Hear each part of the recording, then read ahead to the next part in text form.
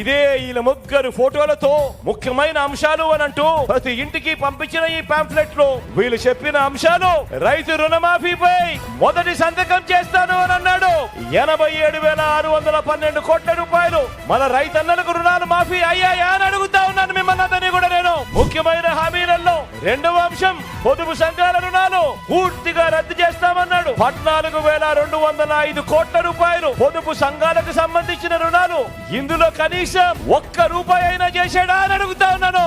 మూడో ముఖ్యమైన అంశం ఆడబిడ్డ పుట్టిన వెంటనే మహాలక్ష్మి పథకం కింద 25,000 రూపాయలు బ్యాంకులో డిపాజిట్ చేస్తామన్నాడు. 2014 నుంచి ఆ 5 సంవత్సరాలలో మీ ఇళ్లలో ఆడబిడ్డలు పుట్టారు కదా, మరి అందులో ఏ ఒక్కరికైనా కూడా కనీసం ఒక్క రూపాయి అయినా కూడా డిపాజిట్ చేశాడా అని అడుగుతా ఉన్నాను. ఇలా రెండు చేతులు పైకెత్తారు, ఇలా ఇలా ఇలా ఇలా ఇలా ఇలా